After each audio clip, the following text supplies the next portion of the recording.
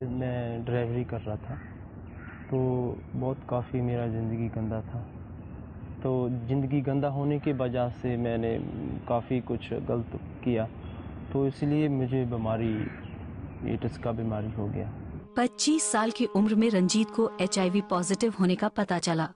रंजीत लुधियाना के एक छोटे से गांव से है और वो जानते थे कि HIV पॉजिटिव अवस्था का कोई इलाज नहीं है, लेकिन वो ये नहीं जानते थे कि जब उनका शरीर इस संक्रमण से नहीं लड़ पाएगा तो उन्हें एड्स नामक अंतिम चरण का सामना करना पड़ेगा। तो काफ़ी दुख हुआ कि मैं कैसे अभी तो मैं इस दुनिया को छोड़ कर चला जाऊंगा, क्योंकि इस बीमारी के बीच में जितने भी ज़्यादा हमारे एक गांव में इसी बीमारी के 2-3 भाई थे, वो इसी बीमारी के बीच में मर गए। लेकिन मैं भी इस बीमारी के बीच में जब मुझे गुजरना शुरू हुआ तो मेरे पता लगना शुरू हो गया कि मैं बचूंगा नहीं। जब रंजीत के HIV पॉजिटिव होने की पुष्टि हो गई तो उन्होंने अपनी जीवन शैली के बारे में अपनी पत्नी को बताया। उनकी पत्नी की भी जांच की गई। मेरी वाइफ को बिल्कुल कोई बीमारी नहीं था, लेकिन मैंने फिर अपनी वाइफ को सच सच बता दिया कि मैं यहाँ जाता था, वहाँ ये काम करता था। ड्राइवरी की लाइन में मैं बहुत ज़्यादा नशे कर रहा था, भांग भी पीता था, गांजा, फीम, डोडे, गोली वगैरह तमाम नशे दुनिया के सारे कर रहा था। रंजीत को HIV संक्रमण से जूझने के लिए दवाइयों की सूची दी गई, लेकिन ये दवाइयाँ उनके शहर में उपलब्ध नहीं थीं।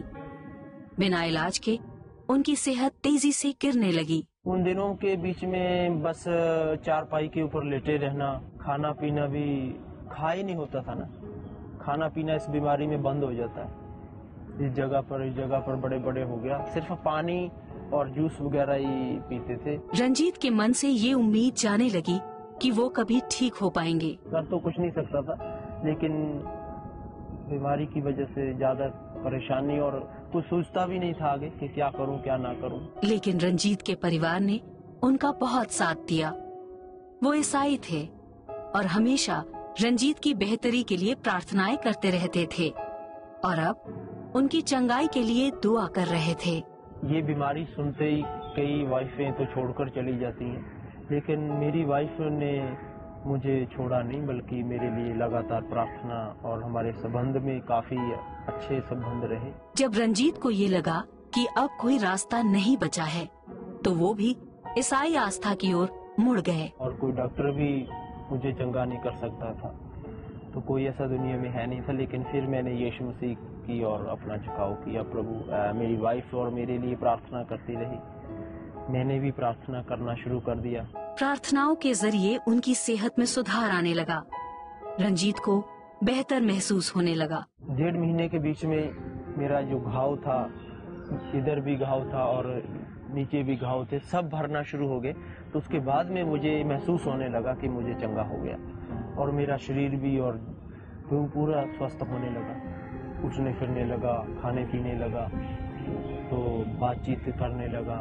जैसे जैसे मैं प्रार्थना करता रहा, बाइबल पढ़ता रहा, परमेश्वर की दया से मुझे काफी बदलाव आ गया। 1.5-2 महीने में मैं बिल्कुल ठीक हो गया। रंजीत को ये यकीन हो गया कि प्रभु यीशु ने उन्हें चंगा किया है। सेहत में सुधार आने से उनके व्यवहार में भी परिवर्तन आया। उन्होंने अपनी पुरानी जीवन शैली को छोड़ने और अच्छे ईसाई सिद्धांतों पर आधारित जीवन जीने का फैसला किया। मेरे संबंध जो यीशु मसीह ने जैसे मुझे चंगा किया, तो वैसे मेरा प्रार्थना का जीवन भी अच्छा हो गया। तो मेरा जीवन में जो भी कमियां थी, मैंने परमेश्वर के सामने मानी, अपने पापों को, तमाम जो पाप किए थे मैंने मान के प्रभु के साथ अपना जोड़ना शुरू कर दिया, रिलेशन परमेश्वर के साथ संगति रखना शुरू कर दी। हालांकि रंजीत अपनी सेहत की जांच के लिए दोबारा कभी डॉक्टर के पास नहीं गए, फिर भी पिछले 6-7 साल से वो पूरी तरह सेहतमंद हैं और आज वो लोगों को प्रभु यीशु से मिली उम्मीद और चंगाई के बारे में बताते रहते हैं।